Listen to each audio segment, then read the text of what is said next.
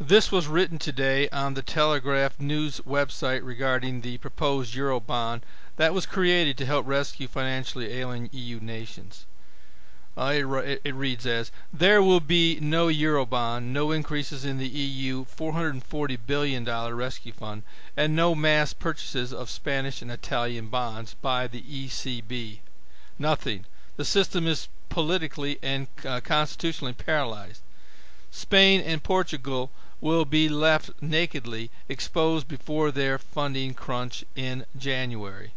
It is entirely predictable that Angela Merkel and Nicolas Sarkozy would move so quickly to shoot down last week's Eurobond proposal, issuing preemptive warning before this week's EU summit that they will not accept a bundling together of all Europe's debts. How can Germany or France agree lightly to plans that amount to an EU debt union, with a common treasury, tax system, and budget policy, the stuff of civil wars and revolutions over the ages? To do so is to dismantle the ancient nation-states of Europe in all but name. End quote. The ailing debt of poor countries is beginning to divide the EU. The EU's richest country, Germany, is worried that they are going to be saddled with mountains of debt, trying to bail out member countries such as Ireland, Spain, and Greece, with others likely to follow. German officials said they made this mistake once before during German reunification and are still transferring $60 billion a year to former communist East Germany. But analysts are saying a German bailout is the European Union's only hope. If the Eurozone follows this path, either all the sovereign debts become German public debt, or the euro will collapse, said Stefano Micossi from the College of Europe.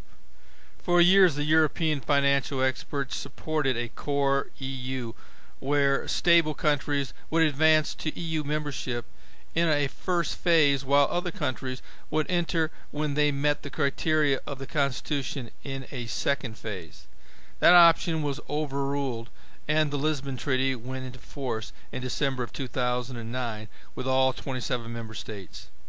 Frankly, I believe the EU is destined to break up, as it becomes more apparent that this financial crisis will affect many more nations. I have to believe that Germany, Britain, and France will decide to break free from EU membership and form a new united Europe. So to answer the title question statement, who will the Antichrist be? This is where I believe this crisis could lead.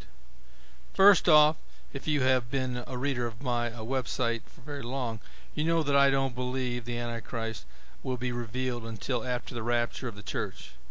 Even Satan can't answer that question. However, I believe this current EU financial crisis could lead to the forming of the 10 kingdoms that the Antichrist will lead.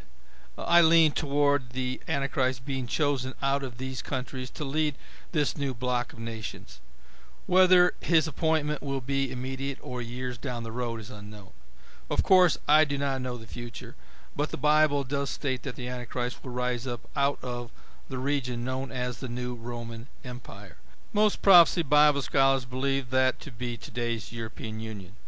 As stated earlier, present membership in the European Union stands at 27 member states. Certainly following the rapture of the church, many things could change. One major factor that will be taken from this world is the protecting power of the Holy Spirit. I've always said this in the past. We simply don't understand what kind of world this would be without the presence of the Holy Spirit. One day soon, that day will come. This is Terry Malone with the Calvary Prophecy Report.